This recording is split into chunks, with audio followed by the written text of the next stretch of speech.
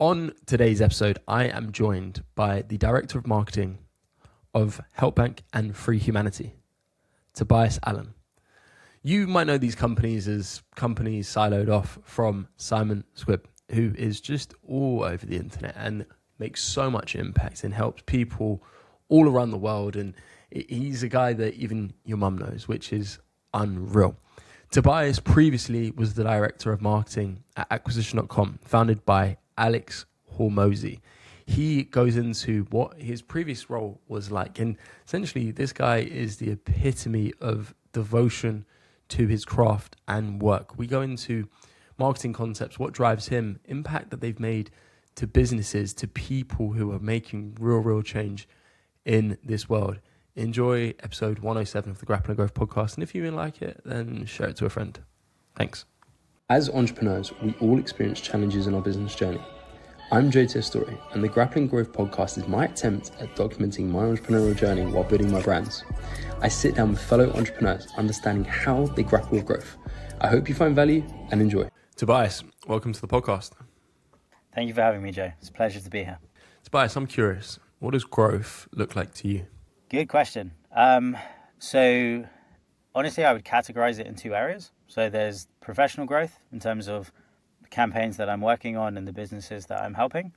And then on the personal side, just it relates to kind of my skill set. So how am I developing as an individual, and then how am I developing and keeping up with the latest kind of marketing stuff. So as an example, with AI right now, like I'm currently working on how I can get like 50 AI ads a week. And like that would be what growth looks like. Both am I doing some cool stuff on the business side, and then on the personal, am I still learning? Just for the sake of the listeners, could you just give a quick backstory into your experience, what you've done, who you've worked with, and where you're at right now? Yeah, so I'll start with the present day and then we can work backwards. So present day, I'm currently the Global Director of Marketing for a company called Free Humanity Group. So underneath that, I'm essentially the Director of Marketing for a platform called Helpbank. We have a mission to help 10 million people start a business for free. And then I work with essentially the top business influencer in the online space, a really amazing individual called Simon Squibb. And for him, I'm doing things ranging from helping with book launches to some special interest projects behind the scenes.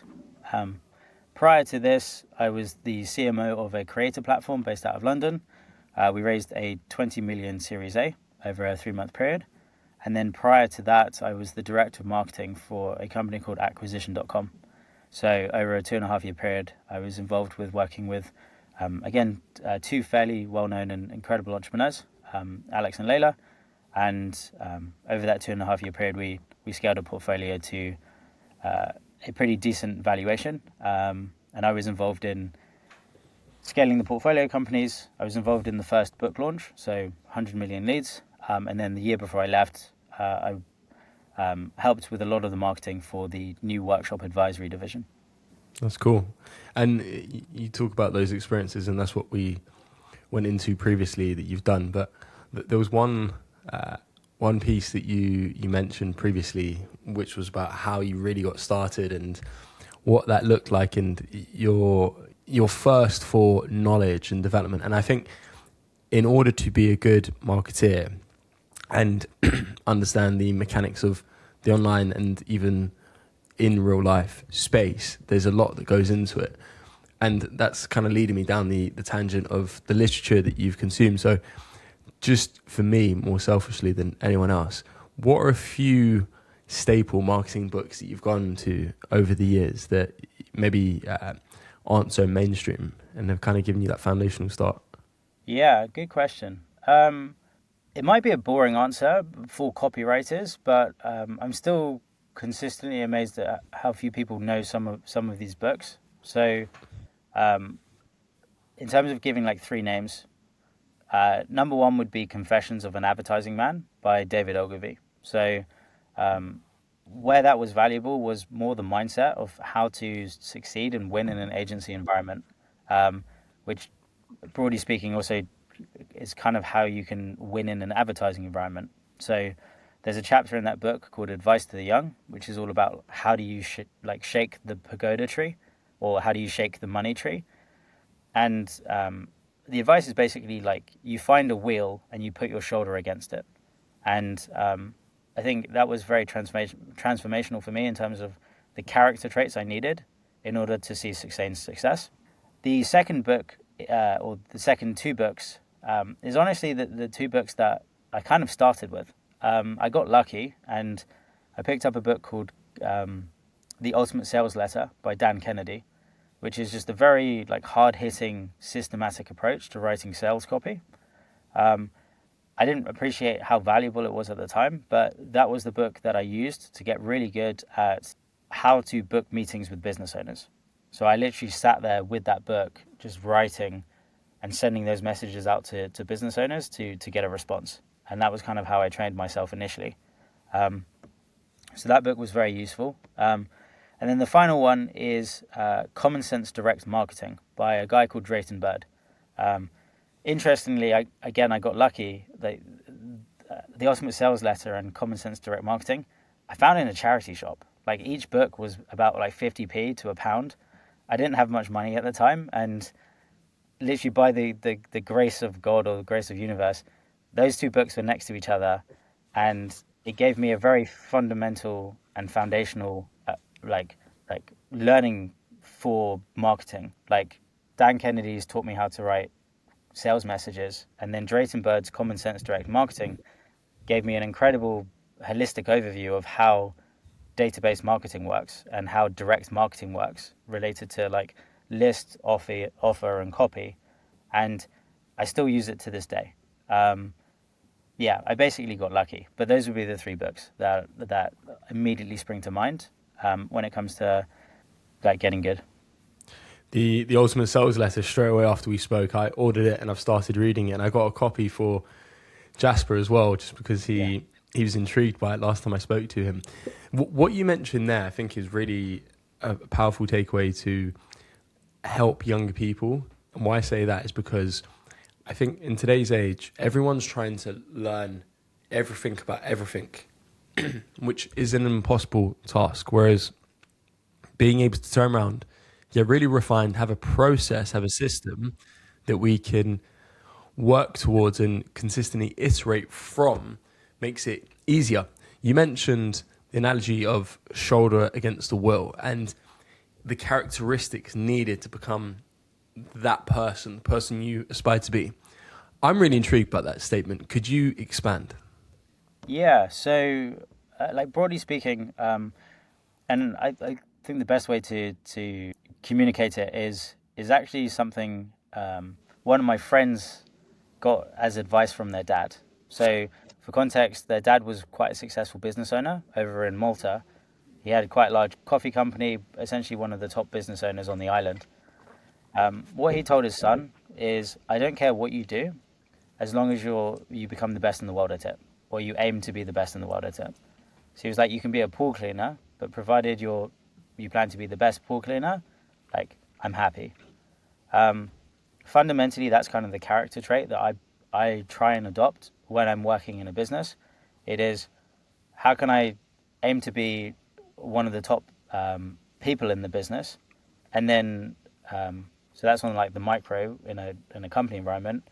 In terms of macro worldwide, mine's like, how can I be the best or one of the best in the world at the thing that I like, the defined marketing piece. So like as an example, in the past I've done affiliate marketing, I've done cold email, I've done email marketing. I'll take email marketing as an example.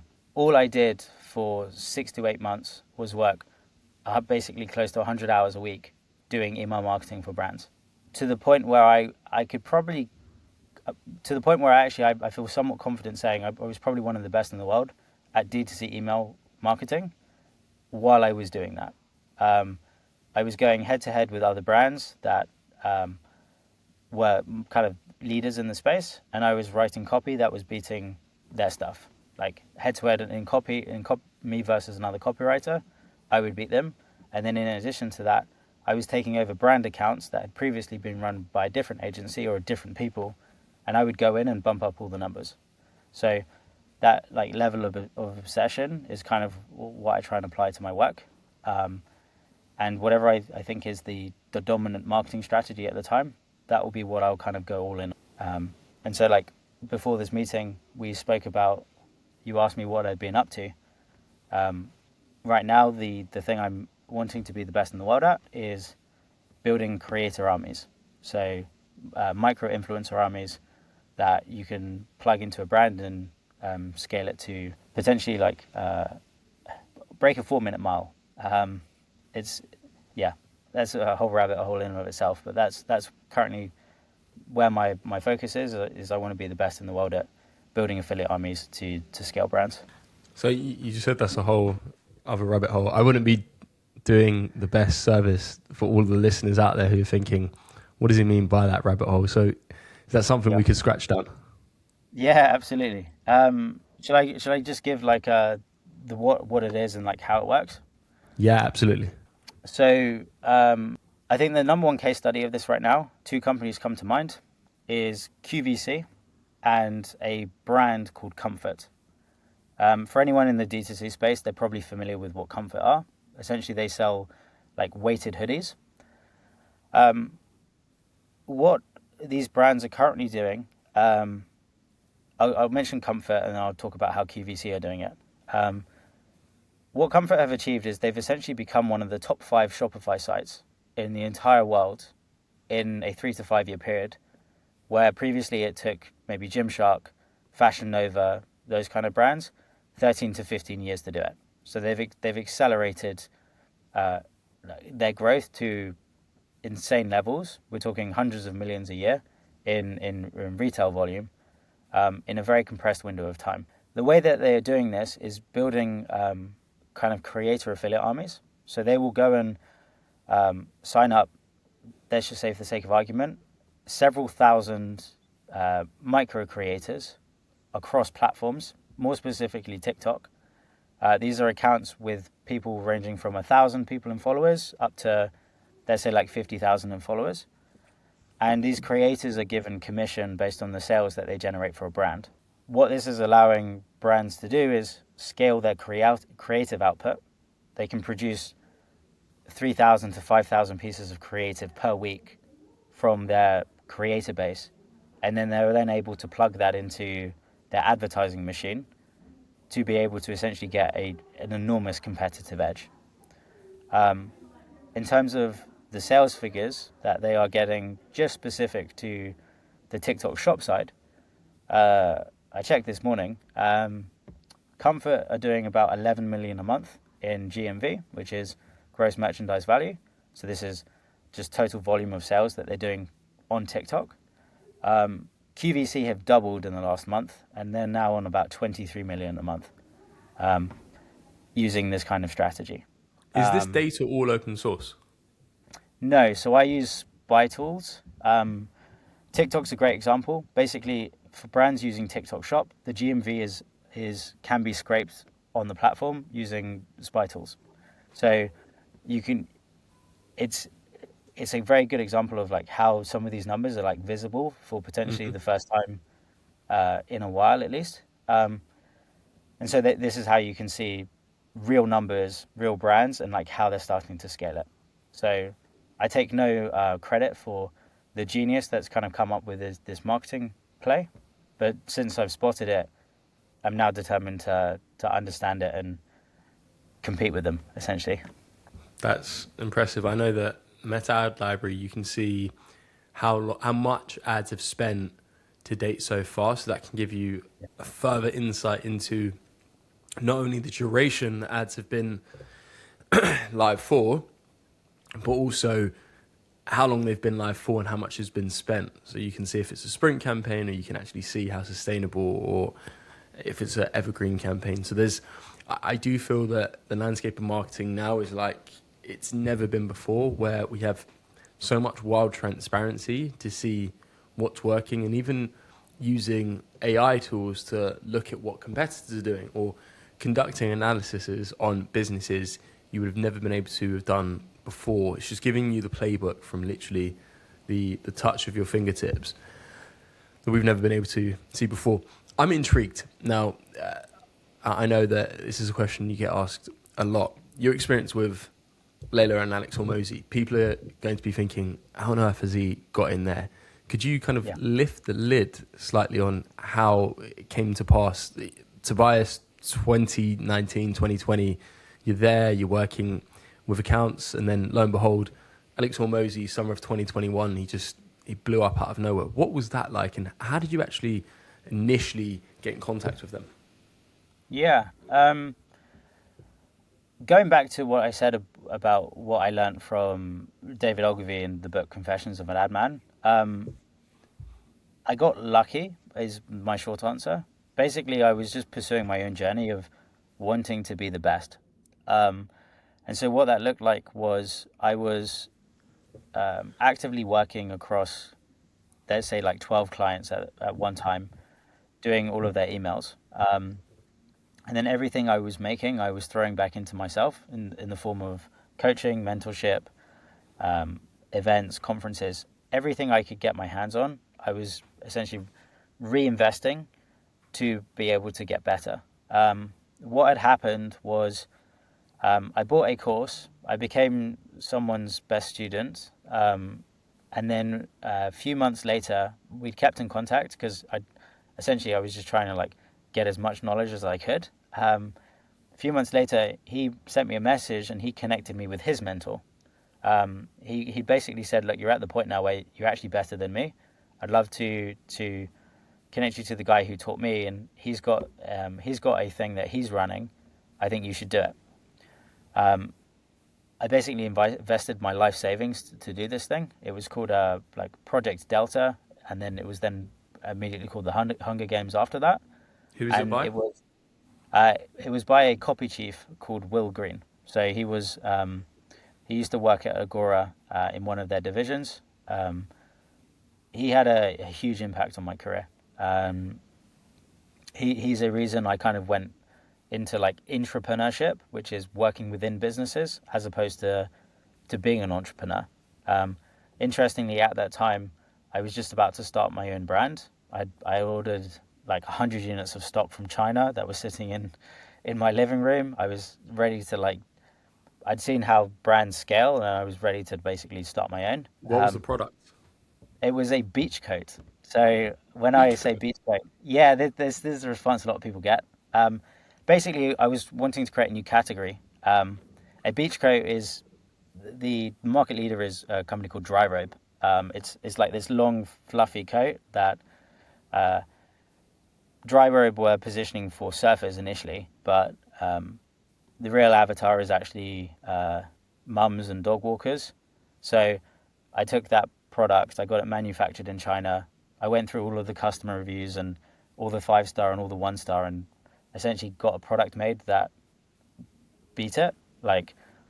At the time, at least, people were complaining about the zipper quality. So I put YKK zippers in. People were complaining about the fluffiness of it. So I got a specific fluffiness that sorted the water out. People were complaining about multiple size options. So I made it a one size fits all.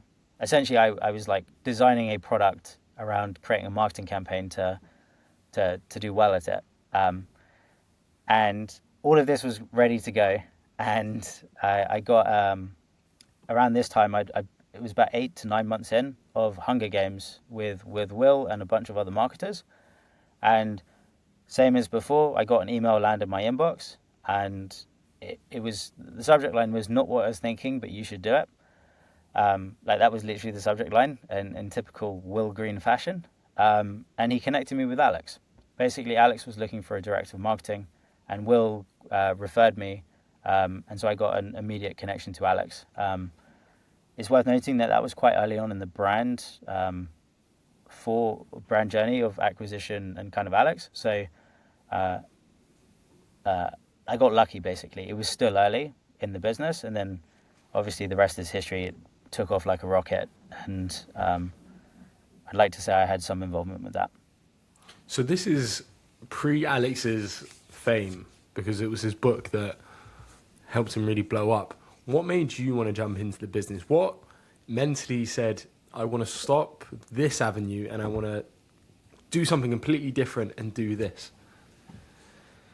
Yeah. So again, just going back to Will Green. So we actually had maybe like a 2 hour discussion on the pros and cons of entrepreneurship and the pros and cons of intrapreneurship. I hope Will doesn't mind me saying this. If you ever see it, Will, like, hopefully you're okay. But basically, you can get rich, quote unquote, as an entrepreneur in the right business. So, for context, Will was being paid commission based on the marketing campaigns that he would generate. And so the commissions represented multiple seven figures a year in income. So as an entrepreneur, Will got quite wealthy, working in an environment where he didn't have to start the business. He didn't have to have all of the demands of a business owner, the lonely nights or the payroll headaches, but had the upside of a seven figure a year income, and could spend time with his family. So honestly, a lot of it was Will's direction, in the sense of he encouraged me to go down an entrepreneurship route where because the two things is I wanted to do financially well, and then I also wanted to have a family.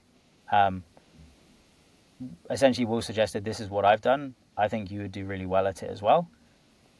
And given that everything had been working at that point, I basically was like, okay, I'll listen to the guy I've basically spent all my life savings on, and I will do this. So that's ultimately like the short answer of why that went about. And I'm still doing that to this day. Basically, I quite like it. I like going into a business and helping set up like new divisions or new product lines, or working with an established business where there's already kind of resources. I find it actually really fun, and I love working with people, and like I've been very fortunate to meet some just incredible people that I get to work with. And so, yeah, I have very few regrets, and I think Will's advice was a good one there. Just looking at that big shot you took on jumping into Will's program, that moment where you invested all of your life savings into it, what was the mindset like? If you can remember back to it, it would have been a good 5 odd years ago. Yeah.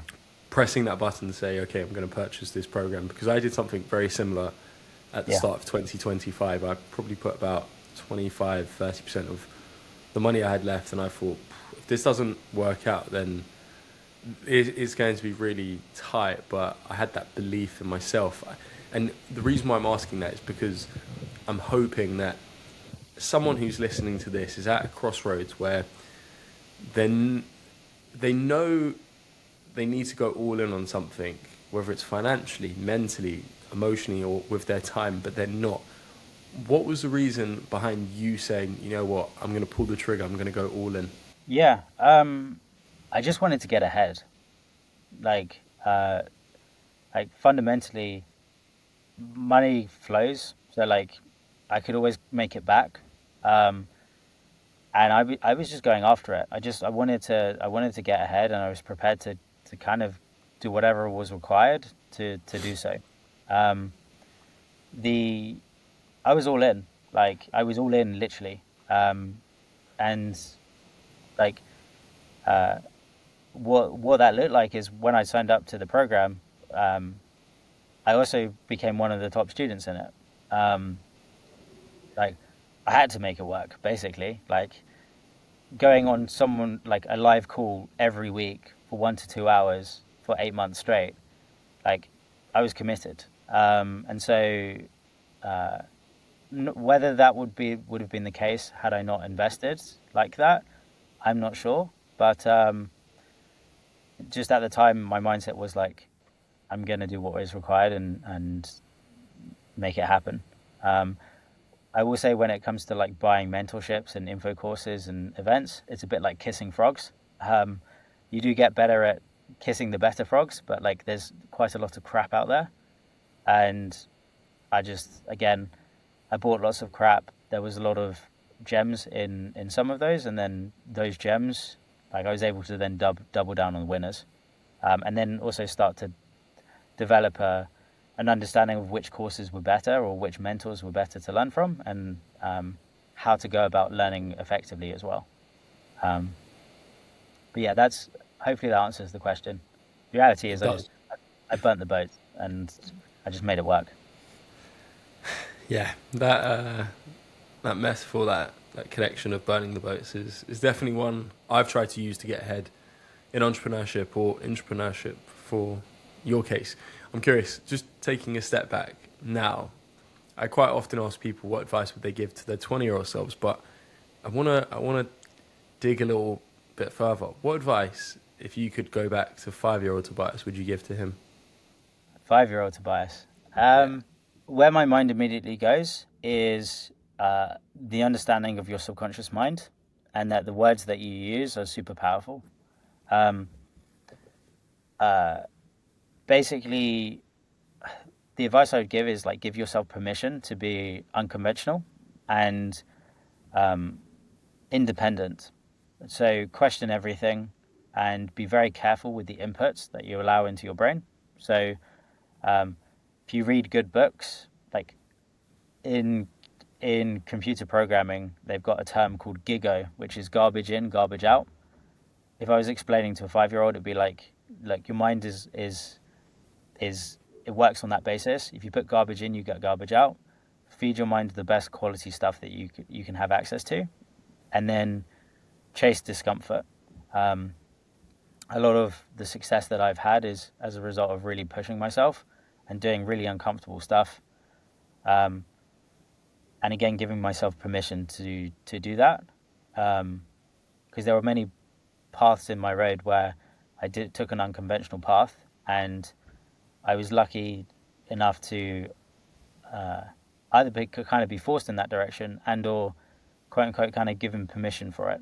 So like on my journey up, as if I can kind of say it like that, is there were many times I had to turn down family events, or I had to say no to things, and I used to spend hours playing cards with my dad, and he was the guy who kind of gave me permission that was okay to do, which for me at the time was quite important. I didn't want to feel like I was letting anyone down, but he said, look, it's okay if you do, like you've got this goal in front of you, like this is what you need to do basically. And so his kind of advice there was also a game changer. That's so well said. There was there's a part of the brain that I remember listening to. It's called the anterior mid-cingulate cortex, which is essentially responsible for willpower. And the more you do harder things, the more it expands. So the bigger it gets. The more you're lazy and you're not challenging yourself and you're not seeking discomfort, the smaller it gets. So we all know the friend who, for whatever happens, he just can never, or she can never, achieve their goals or get ahead in life. And we've all been in the state where we're just in a rut. We're not doing too much with our lives. And I think the point here is the more we put ourselves in discomfort-seeking scenarios, the easier it becomes to just chalk off and say, okay, I'm going to push through, I'm going to get to that next level. And continuously questioning stuff and seeking discomfort allows you, for whatever you do, and I think back to what your dad said there, it's kind of burning the boats. And if you're going to be the best pool cleaner, be the best pool cleaner out there. And I agree with that logic. And you see these people in life, no matter what they do, they can be bin men, they can be professional athletes. They take whatever they do with extreme seriousness and wanting to be the best of the best that they can be. And some people, most people do not want to be in that criteria. But I think in order to get ahead in life, to achieve most of what you want to achieve, there is a massive connection between that outside of work and business and everything you're doing there. How do you keep yourself stimulated? How do you also achieve that discomfort there? Because I always find that the people who look for it in their professional lives, they also look for it in their personal lives. Yeah, good question. The reality is, work consumed my entire life, and so all of the discomfort I was feeling was just, but essentially from the moment I woke up to going to bed because I was working. Um, I was incredibly unbalanced. I didn't actually have uh, any social life, really. Um, I also didn't have other hobbies. Um, th- my honest answer is I actually wasn't chasing discomfort anywhere else in my life because I was putting everything into it. Like I even worked a 24-hour day. I just like I got to the point where I couldn't physically put more hours into it. Um, like yeah, I wasn't doing ultra marathons or I wasn't doing exercise really. If anything, I took it too far that like my body started to waste away before my mind did. Um, as an example, the first year of acquisition, I was the only person in the UK on the team. They're based in Las Vegas, so it was Pacific hours. UK time zone is not friendly for that. It was 8 hours 7 8 hours, ahead. yeah. Yeah, so I was working from the moment I would wake up, which let's say was about 10 a.m. in the morning, to 3, 4, sometimes like 5 o'clock in the morning. I was going to bed when the birds were chirping. Um, like I did that for a year, so for the first year of acquisition, and like towards the end of it, like being honest, like my health started to suffer. Like I was getting like migraines, like nosebleeds. Like it wasn't healthy. So yeah, the discomfort side of things was not. I wasn't looking after myself in any way, shape, or form. Um, Going back, like that would be a learning lesson of like having a bit more balance. Um, but uh, it was such a huge step up for me at the time. I just wanted to honor the trust that had been put into me and do well. Um, so yeah, that's kind of I didn't have any balance. Do you have I can't balance say. now? Yes, I have far more balance. Partly also culture wise. So the culture for this business that I'm currently working in is different. I mentioned Simon earlier, but like his value system is entirely different. He has got a young son. In fact, what I found super interesting when I was first onboarded was Simon would occasionally put a voice note in the Slack channel, and essentially do a voice note saying, like, guys, take a holiday. Like he was like, take a break. Like make sure you make time for other stuff outside of work. Um, so in part of that is like the culture of the business that has helped me get more balance, and then also I've had to learn some hard lessons, and uh, it's only a mistake if you don't learn from it, is the famous saying. So yeah, like it just I'm trying to do it better this time, um, and be more balanced, and hopefully like make time for the other stuff that is objectively actually more important in life than work. Um, Going back to my dad for a sec, the other piece of advice he gave me was like stop and smell the roses, because I was certainly not doing that. So that's kind of something I try and keep in the back of my mind. It is a real oxymoron of where you want to be. We're young, relatively, and we have goals, and I think it's just finding the right balance for yourself where you do stop and smell the roses. You don't want to stop and smell the roses for 6 months because a lot is going to pass you by, a lot is going to catch up to you, but it's having the balance of being able to understand how long you can actually take that step back and actually enjoy it. When your dad says stop and smell the roses, what does that look like to you? What does stopping and smelling those roses consist of? Yeah, it changes based on what I'm interested in at the time. Sometimes it's as simple as taking a Sunday off. Um, Other times it is quite often actually it looks like exercise. So going for a run, or yeah, it would basically be those two things. It's quite boring, but it's going for a run, doing some exercise, and or just taking a day and having an experience. So going and treating myself to a 5-star hotel or a luxury dinner, or doing something with friends and family. something really simple, but just quite enjoyable. Yeah, I say I think similarly to you, people overlook what it needs to be, and quite often having a good meal, taking a Sunday off, exercising is probably the quickest thing, the quickest feedback loop we can get to get that takeaway from us. Tobias, it's been a pleasure. Where can people find you, and what's around the corner for you? Yeah, great question. So people can find me on my LinkedIn. That's the platform that I'm most active on. In terms of what's next, I'm basically doing it again. So everything that I kind of did over the last 2.5 years with acquisition, I'm hoping to do it again with Simon, and just take some of those learning lessons um, of like having balance while hopefully growing something quite massive, um, and just enjoying the journey. Like the team is amazing. We're like I truly believe we're making a difference. So at acquisition, the mission was to make real world business available to everyone. Like I was a lifer basically.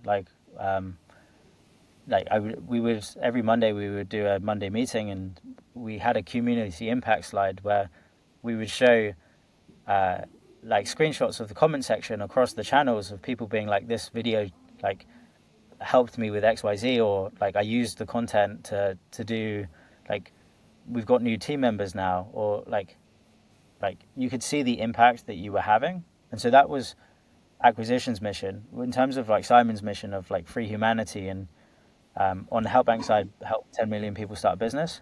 That's kind of what lights me up. Like it's like um, how can we give more money to dreamers? How can we like one of the things that I've just been working on the last 3 months is rebuilding an entire CRM that categorizes people based on their dreams and then gives them the best content for free to help them accomplish that. If someone says their goal is to do a D2C brand, guess what? I send them to the best D2C content that I can possibly make, um, and the experts that maybe Simon has interviewed on his channel, they all get that delivered to them based on the fact that they've said they want a D2C brand. Right now, I'm also then building communities on HelpBank, which um, the goal is to make a completely free D2C community that like I can find the best experts in to run it, and just hopefully create a space that anyone, if they want to, can learn like how to follow their dream specific to what their dream is. And so building that out across brands, across how to do a software or make an app, across how to start an agency, across how to even do retail stores, like that's kind of in the back of my mind. And now I'm like, from a marketing standpoint, going out and trying to like pull those resources together so we can just give it to people for free. And if I do my job well, hopefully we can really move the needle on helping 10 million people get started. So yeah, that's the thing I'm most excited about. I like, because the other thing is we're backing people with money. Um, like there's a lady who won an Adobe competition literally like 2 weeks ago. We gave her 10,000. What people don't see behind the scenes is myself and the my email marketing manager, before the announcement post, we essentially rebuilt her entire Shopify. We rebuilt her the product pages. We put in multi buy purchase on the site. We put in an upsell.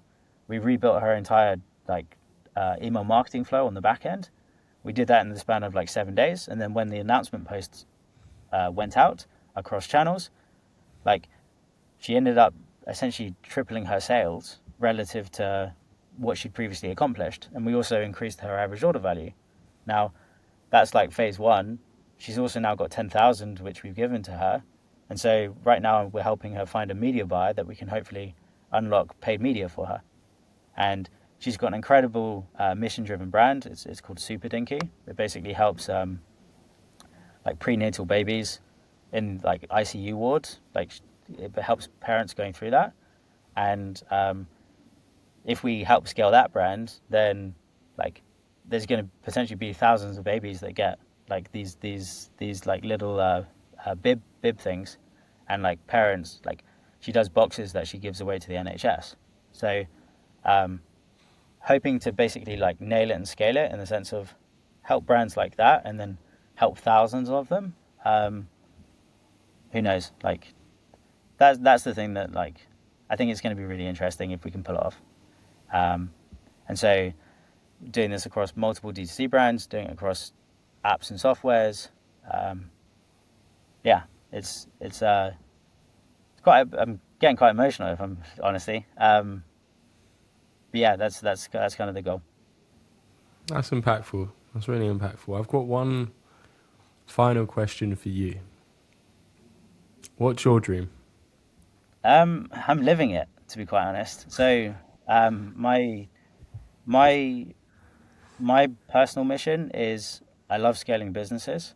I really believe that if you scale a good company, you can provide jobs for people, and then good companies sell good products and services. And so, like when I look around, and what gives me quite a lot of joy in life is like I'm wearing glasses, for instance, right now. Like these are quite well made glasses. A business is the thing that created it. If the business wasn't successful, I wouldn't have glasses. Like I've got a tea. Like this tea company needs to exist for me to enjoy tea. So my dream is to basically help really cool businesses scale and like get good products and services into people's hands, and then hopefully provide lots of jobs in the process.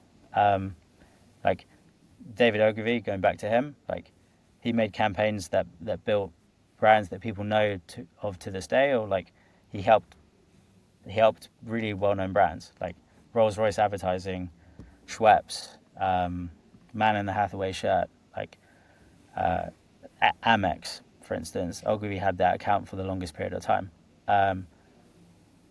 I maybe it's consumeristic view of the world, but that's kind of where I enjoy operating, and so kind of my dream is to help get great products and services into people's hands globally. Yeah, that's basically it. Tobias, it's been a pleasure. Thank you. Thanks, Joe. I appreciate it.